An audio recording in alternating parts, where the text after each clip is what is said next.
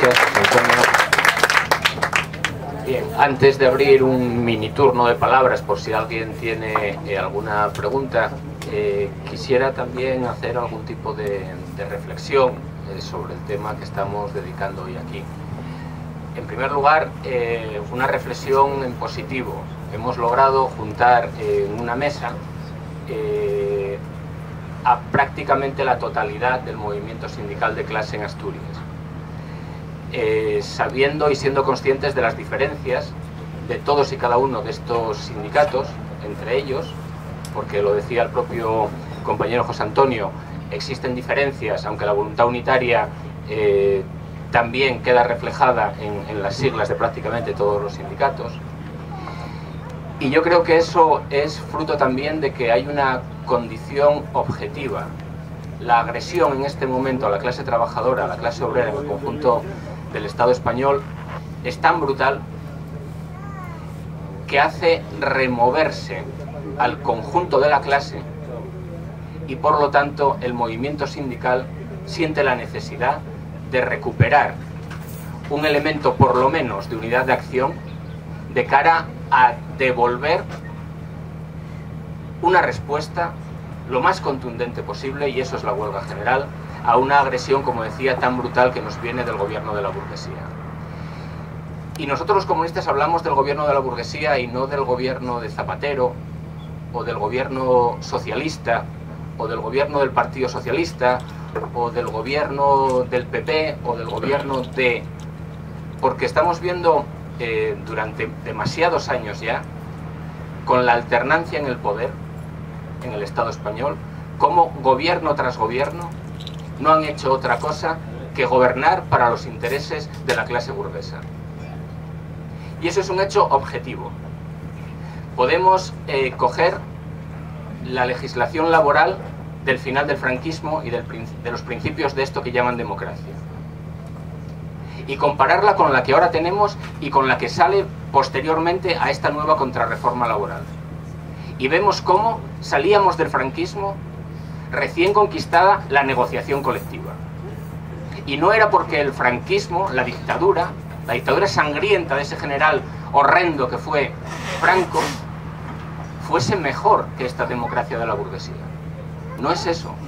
Es que existía un movimiento del conjunto de la clase que se organizaba en comisiones obreras y en otros sindicatos, y que daba unas respuestas contundentes de lucha organizada del conjunto de la clase, y esa lucha conseguía objetivos históricos para la clase obrera española. ¿Qué conclusión podemos sacar de esto? Podemos sacar la conclusión bastante sencilla, matemáticamente sería una auténtica tautología, ¿no? Una cosa que se demuestra en sí, que la lucha organizada, consciente del conjunto de la clase, consigue conquistas. Y en el momento que la clase obrera piensa, porque la ideología dominante de la burguesía nos convence que la lucha de clases no existe, nosotros somos conscientes de que sí existe, y cuando nos convencen de que no, dejamos de luchar. Cuando alguien deja de luchar, el que está enfrente gana. El que está enfrente gana. Y eso es lo que hemos ido haciendo los partidos de la izquierda y los sindicatos de clase durante por lo menos 35 años.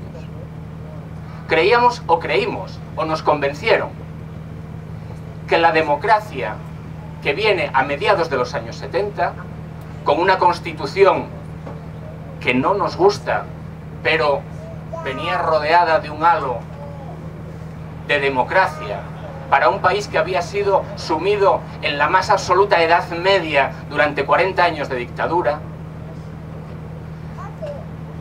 con asesinados en las cunetas, sin poder hablar. Era todo un logro. ¿Quién iba a pensar que eso podía volver atrás? Nos confundíamos.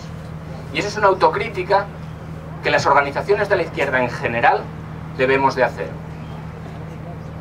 La negociación por la negociación, sin la fuerza del conjunto de la clase organizada en asambleas y con sus sindicatos al frente, es la única garantía de conseguir avanzar en estos momentos de lucha de clases, en el momento particular de lucha de clases que vivimos hoy en el Estado español. Pero no solo en el Estado español, a nivel mundial. Por eso, a veces es interesante la discrepancia también. Porque de la discrepancia del debate pueden salir elementos comunes y pueden salir también de ese debate una solución al problema. Y me vais a permitir, camaradas, compañeros y compañeras, que diga algo que para nuestro partido está muy claro. La Unión Europea no puede tener una cara capitalista, social e humana. La Unión Europea no deja de ser otra cosa, y hay que ver cómo nació el niño. El niño nació siendo la comunidad económica del carbón y el acero. ¿Qué significaba eso? Que las grandes empresas multinacionales del carbón y del acero europeas se unían y unían a los estados con sus propios gobiernos al frente, los gobiernos de esa burguesía, para constituir un mercado más amplio y protegido para sus intereses. La Unión Europea va creciendo, y cuando crece, van creciendo los intereses de la burguesía transnacional europea, nuestros enemigos de clase. No podemos entender que eso, transformado en no sé qué, por no sé qué divina varita mágica de un capitalismo humano que se demuestra que no existe, van a venir ahora a traernos, sin la lucha de los pueblos y de la clase obrera, algo diferente. No ese es el marco, no ese es el marco. Ese es el marco donde se diseñan las políticas para atacar al conjunto de la clase trabajadora y de la clase obrera de los diferentes estados de la Unión Europea.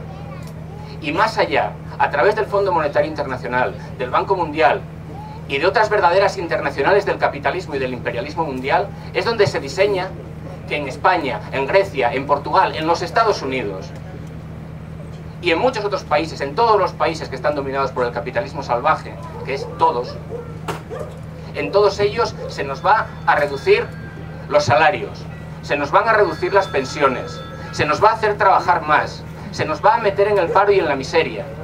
Y eso es todo, como decía la canción, idéntico al autóctono, en Australia y en Asturias, idéntico al autóctono.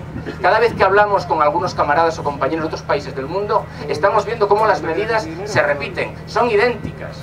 Y solo en los países donde la clase obrera ve claramente la necesidad y tiene la conciencia de que la lucha de verdad consigue frenar esas medidas, es en esos países donde a esas medidas se les está poniendo freno.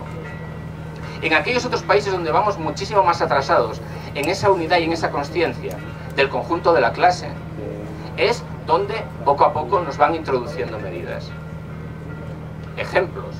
Hablaba antes de la legislación laboral de finales de la dictadura y la actual.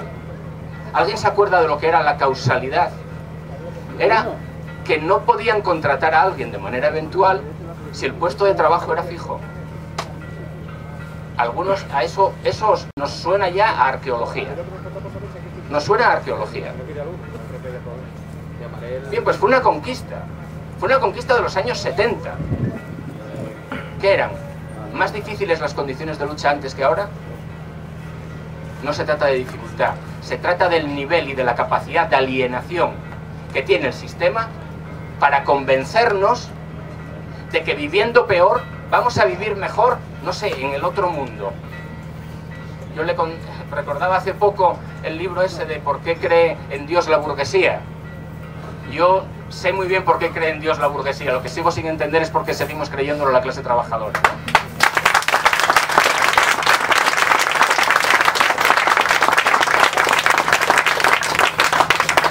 Es importante, y no me quisiera extender demasiado para daros la oportunidad de que tengáis también la palabra, es importante que combatamos ideológicamente el cómo nos convence.